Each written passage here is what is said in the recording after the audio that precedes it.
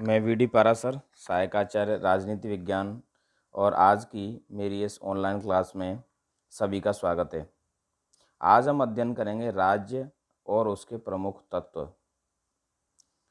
ये प्रकरण या विषय स्नातक प्रथम वर्ष एवं राजनीति विज्ञान के समस्त विद्यार्थियों के लिए समान रूप से उपयोगी है। देखो साथियों, राज्य शब्द को लेकर आमजन और विद्यार्थियों के मध्य भी एक असमंजस और शब्दार्थ को लेके एक ऐसी स्थिति बनी रहती है कि उसका सही अर्थ, सटीक अर्थ वो नहीं कर पाते हैं और इसके भ्रांतिपूर्ण अर्थ से लगाते हैं। और कतिपय ये देखा जाता है कि राजनीति विज्ञान के विद्यार्थी भी जैसे राजस्थान, मध्य प्रदेश, उत्तर प्रदेश, इनको राज्य की संज्ञा देते हैं। और सामान्य तौर पे ये देखा भी जाता है, पढ़ने और लिखने के अंदर भी ये देखा जाता है कि राज्य का अर्थ किसी राज्य की इकाइयों से लगाया जाता है जो कि स्वयं राज्य नहीं होता है। अतः हमारे लिए ज़रूरी है कि हम इसके तत्वों का व्यापक रूप से अध्ययन करें और अपनी भ्रांतियों का निवारण करें। राज्य का अर्थ एवं परिभाषा। प्राचीन विचारक राज्य के दो लक्षण मानते हैं। प्रथम, राज्य व्यक्तियों का एक समुदाय है और द्वितीय, राज्य व्यक्तियों के शुभ और लाभ के लिए निर्मित एक श्रेष्ठ समुदाय है। इसी विचारधारा के आधार पर अरस्तु और सिसरो ने राज्य की परिभाषा इस प्रकार की है। अरस्तु के अनुसार राज्य परिवारों और ग्रामों का एक समुदाय है।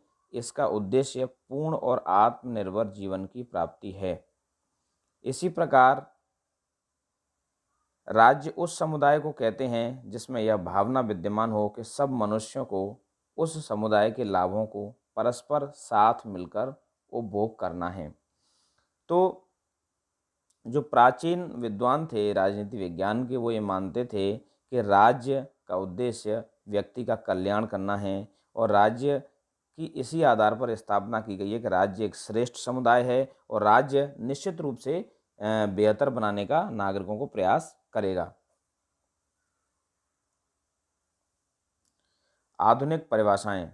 प्राचीन विचारकों द्वारा राज्य को एक समुदाय कहा गया, लेकिन आधुनिक विचारकों के अनुसार केवल व्यक्तियों से ही राज्य का निर्माण नहीं हो जाता। राज्य का रूप प्राप्त करने के लिए व्यक्ति एक निश्चित क्षेत्र पर भली प्रकार बसे हुए होने चाहिए। इनमें शांति तथा व्यवस्था बनाए रखने के लिए कोई राजनीतिक सत्ता होनी चाहिए, अन्यथा सब लोग हमें लड़ाई और झगड़े की स्थिति में दिखाई देंगे। इसीलिए एक राजनीतिक सत्ता, महत्वपूर्ण सत्ता और विधान का होना बहुत ज़्यादा ज़रूरी है, अन्यथा वो एक असंगठित समुदाय के रूप में होंगे। तब जो प्राक राज्य की स्थिति थी वो स्थिति हमें दिखाई देगी। आधुनिक परिभाषाओं के अंतर्गत हम देखते हैं, वुड्रो विल्सन कहते हैं किसी निश्चित प्रदेश के भीतर कानून के लिए संगठित जनता को राज्य कहते हैं। ब्लंटसली कहते हैं किसी निश्चित भूप्रदेश में राजनीतिक दृष्टि से संगठित व्यक्तियों को राज्य कहा जाता है। तो देखो, हमें इन परिभाषाओं में दिखाई देता है कि एक निश्चित भूप्रदेश होना चाहिए, अर्थात वो सीमाबद्ध हो, सीमांकित हो और ये स्पष्ट रूप से तय हो कि इस प्रदेश की बाउंड्रीज कहाँ कहाँ तक हैं। दूसरी बात, एक समुदाय व्यक्तियों का होना चाहिए जो संगठित होना चाहिए और संगठित रूप में वो रहें, कहीं ना कहीं उनमें एक समानता दिखाई दे। थोड़े समय बाद यह समझा गया कि इस प्रकार के संगठन को भी उस समय तक राज्य नहीं कहा जा सकता जब तक इस संगठन के पास संप्रभुता या सर्वोच्च शक्ति ना हो। इस प्रकार राज्य के आवश्यक तत्वों में संप्रभुता को सम्मिलित किया गया। इस बात को दृष्टि में रखते हुए लास्की ने राज्य की परिभाषा करते हुए कहा है कि राज्य एक ऐसा प्रादेशिक समाज है जो सरकार और प्रजा में विभाजित है और जो अपने निश्चित भौगोलिक क्षेत्र में भी समुदायों पर सर्वोच्च सत्ता रखता है। किंतु प्रोफेसर लास्की द्वारा दी गई राज्य की परिभाषा को स्वीकार नहीं किया जा सकता। इसका कारण यह है कि संप्रभुता के जो दो पक्ष होते हैं, आंतरिक पक्ष और विपक्ष, उनमें लास्की द्वारा संप्रभुता के केवल आंतरिक पक्ष का ही विवेचन किया गया, बाह्य पक्ष का नहीं। वस्तुतः अब तक राज्य की जो परिभाषाएं की गई हैं उनमें फिल्मोर और गार्नर की परिभाषाएं सबसे अधिक मान्य हैं। यह परिभाषाएं इस प्रकार हैं। फिल्मोर के शब्दों में राज्य मनुष्यों का बहु समुदाय है जो एक निश्चित भूभाग पर स्थायी रूप से बसा हुआ हो और जो एक सुव्यवस्थित सरकार द्वारा उस भूभाग की सीमा के अंतर्गत व्यक्तियों तथा पदार्थों पर पूरा नियंत्रण तथा प्रभुत्व रखता हो, जिसे विश्व के अन्य किसी भी राज्य से संधि या युद्ध करने अथवा किसी प्रकार से अंतर्राष्ट्रीय संबंध स्थापित करने का अधिकार प्राप्त हो। फिल्मोर की इस परिभाषा में राज्य के सभी तत्वों जनसंख्या, निश्चित भूभाग, सरकार और आंतरिक और बाहरी संप्रभुता का उल्लेख किया गया है।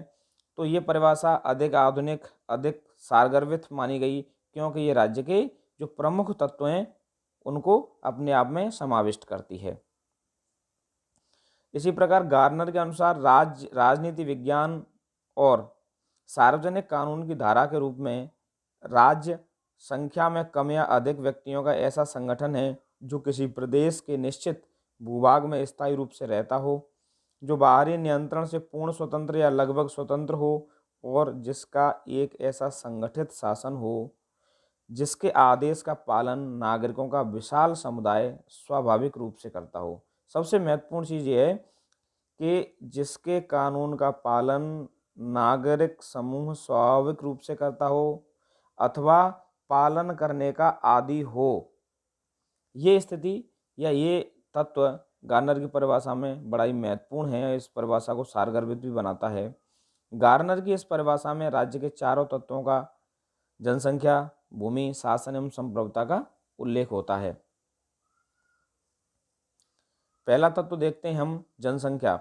मानव के सामाजिकता के गुण के आधार पर राज्य का जन्म हुआ और व्यक्तियों से मिलकर ही राज्य का निर्माण होता है।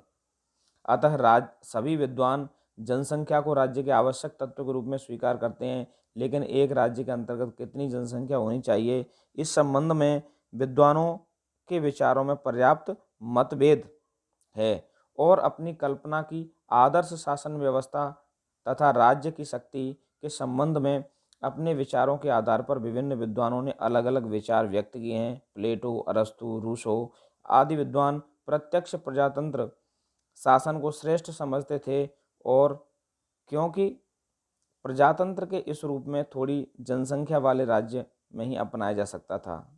अतः प्लेटो ने अपनी पुस्तक रिपब्लिक में आदर्श राज्य का चित्रण करते हुए कहा है कि आदर्श राज्य में 5040 नागरिक होने चाहिए। इसी प्रकार अरस्तु के अनुसार राज्य की जनसंख्या लगभग 10,000 होनी चाहिए। दूसरी ओर हिटलर, मुसोलिनी तथा अनेक व्यक्तियों का विचार है कि राज्य एक शक्ति है और यह शक्ति ठीक प्रकार से कार्य कर सके इसके लिए आवश्यक है कि इसमें अधिकतम जनसंख्या हो। इनकी ये साम्राज्यवादी प्रवृत्ति दिखाई देती है।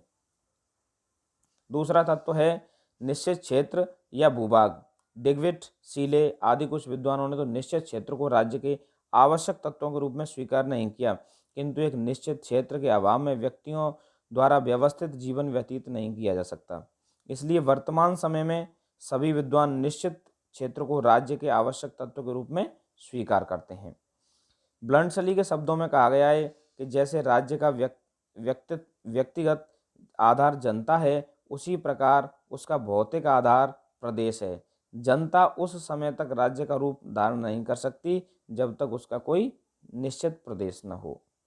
इस संबंध में यह भी स्मरणीय है कि राज्य के आवश्यक तत्व के रूप में भूमि का अभिप्राय केवल क्षेत्र से नहीं है, अपितु इसके अंतर्गत वे सभी प्राकृतिक साधन भी सम्मिलित होते हैं जो किसी देश को स्थल, जल और वायु में प्राप्त हो, अर्थात किसी राज्य में विद्यमान नदियाँ, सरोवर, झीलें, खनिज पदार्थ, राज्यों से 12 मील तक का समुद्र और वायुमंडल सभी भूमि के अंतर्गत आते हैं। अर्थात ये अंतर्राष्ट्रीय कानून के अंतर्गत किसी राज्य की, संप्रभु राज्य की एक अंतर्राज्यीय राज्य या समुद्री सीमा को प्रदर्शित करता है। तीसरा तत्व है सरकार, गवर्नमेंट। मानव समूह एक निश्चित क्षेत्र में जिस उद्देश्य की प्राप्ति के लिए संगठित होता है, वह उद्देश्य उस समय तक पूर्ण नहीं हो सकता जब तक इन व्यक्तियों का जीवन कुछ नियमों द्वारा नियमित ना हो और सरकार की सरकार ही वह संस्था या साधन है जो उक्त उद्देश्यों को पूर्ण कर सकती है। इसके अतिरिक्त सरकार ही राज्य में बसे हुए जन समुदाय की इच्छा को कार्य रूप में परिवर्तित कर सकती है। सरकार के अभाव में सभी लोग अपने अपने हितों की भाषा में अलग अलग स्वर से बोलेंगे और कोई भी निश्चित मत पर नहीं पहुंच सकेगा। इस प्रकार सरकार राज्य का अत्यंत महत्वपूर्ण तत्व है। सरकार का कोई निश्चित रूप नहीं है, ये सभी राज्यों को मान्य हो। सरकार राजतंत्रात्मक, कुलीन तंत्रात्मक या प्रजातंत्रात्मक किसी भी प्रकार की हो सकती है। यद्यपि वर्तमान समय में प्रजातंत्रात्मक सरकार दूसरे प्रकार की सरकारों की अपेक्षा अधिक लोकप्रिय हमें दुनिया में दिखाई देती हैं, और दुनिया के ज़्यादातर देशों में जो सरकारें हैं वो लोकतांत्रिक सरकारें ही हैं। तो देखो विद्यार्थियों, सरकार राज्य का एक बड़ा महत्वपूर्ण तत्व है, क्योंकि राज्य एक अमूर्त संस्था है और मूर्त और एवं व्यवहारिक तौर पे हमें सरकार से ही सामना होता है। राज्य के कार्यों की, राज्य की संप्रभुता की सरकार ही उपयोग करती है। जब सरकार ही नहीं होगी तब हम राज्य से कैसे संवाद करेंगे, राज्य हमें किस रूप में दिखाई देगा, राज्य के नागरिकों के लिए जो कल्याणकारी कार्य हैं उनको कौन करेगा, उनकी जिम्मेदारी कौन लेगा। अतः हम तमाम आधारों पर कह सकते हैं कि सरकार राज्य का बड़ा ही महत्वपूर्ण तत्व है। संप्रभुता, राज्य का अंतिम और चौथा तत्व संप्रभुता है। एक निश्चित क्षेत्र में रहने वाले तथा सरकार से संपन्न लोग भी उस समय तक राज्य का निर्माण नहीं कर सकते जब तक कि इनके हाथ में संप्रभुता न हो। उदाहरण 15 अगस्त 1947 के पूर्व भारत की अपनी जनसंख्या, क्षेत्र और सरकार थी, किंतु भारत राष्ट्र प्रभुसत्ता संपन्न न होने के कारण राज्य नहीं था। स्वतंत्रता प्राप्ति के बाद भारत को संप्रभुता प्राप्त हुई, तभी भारत एक स्वतंत्र राज्य हुआ। राज्य की संप्रभुता से तात्पर्य है राज्य आंतरिक रूप से उत्तम हो, अपने क्षेत्र में स्थित सभी व्यक्तियों और समुदायों को आज्ञा प्रदान कर सके और बाहरी नियंत्रण से मुक्त हो, अर्थात दूसरे राज्यों के साथ अपनी इच्छा अनुसार संबंध स्थापित कर सके। किंतु यदि कोई राज्य स्वेच्छा से अपने ऊपर किसी प्रकार का प्रतिबंध स्वीकार कर लेता है तो इससे राज्य की संप्रभुता समाप्त नहीं हो जाती। उदाहरण के लिए संयुक्त राष्ट्र संघ की सदस्यता से विभिन्न राज्यों की संप्रभुता सीमित नहीं हुई है। तो देखो विद्यार्थियों, हम देखते हैं संप्रभुता सबसे महत्वपूर्ण राज्य का तत्व है। यही वह तत्व है जो ये साबित करता है कि परतंत्र भारत राज्य नहीं था और आज़ाद भारत राज्य है। तो संप्रभुता क्या है? संप्रभुता एक सर्वोच्च राजनीतिक शक्ति होती है